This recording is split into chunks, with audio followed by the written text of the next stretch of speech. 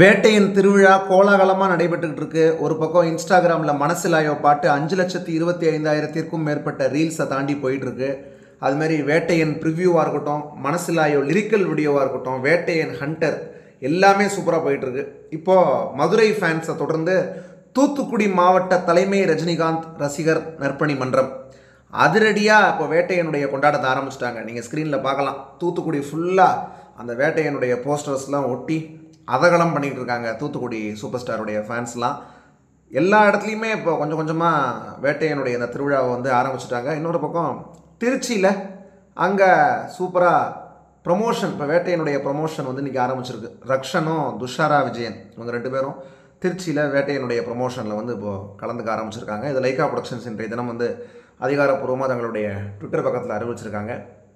அங்கே இருக்கக்கூடிய இடங்களில் திருச்சியில் அங்கே இருக்கக்கூடிய கல்லூரி, என்ஐடி இது மாதிரியான இடங்கள் எல்லாத்துலேயும் போய் அங்கே இருக்கக்கூடிய மாணவர்கள் இவங்க எல்லாத்தையும் வேட்டையின் மேலே அவங்களுக்கு இருக்கக்கூடிய எக்ஸ்பெக்டேஷன்ஸ், எதிர்பார்ப்பு எந்த அளவுக்கு இருக்குது அப்படிங்கிறது குறித்த அவர்களுடைய கருத்துக்களையும் தொடர்ந்து கேட்டறிஞ்சிட்டு சமூக வலைதளங்களில் பதிவிட்டு வர்றாங்க லைக்கா ப்ரொடக்ஷன்ஸ்.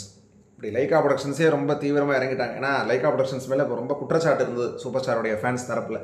எந்த ப்ரமோஷனுமே ஆரம்பிக்கலையே, படம் கொஞ்ச நாளில் ரிலீஸ் ஆக போது, மற்ற இடங்களில் ப்ரமோஷன் ஆரம்பிச்சிருக்காங்களா என்ன ஒன்றுமே தெரியலையே அப்படிங்கிற மாதிரி தொடர்ந்து சொல்லிட்டு வந்தாங்க.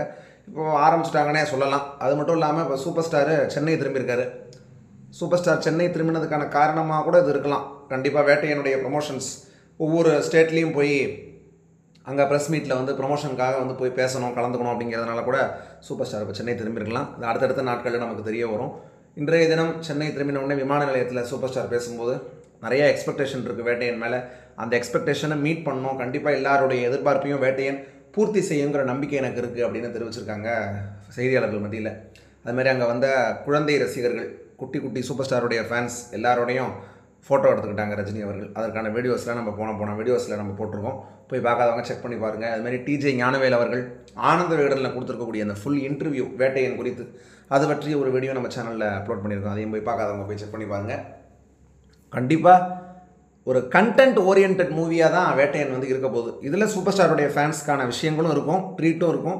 ஆனால் நல்ல மெசேஜும் நல்ல ஒரு கண்டென்ட்டும் வேட்டையனில் நிறைந்து இருக்குது அப்படிங்கிறது இது வரைக்கும் வெளிவந்த தகவல்கள் படி நம்ம புரிஞ்சுருக்கோம்.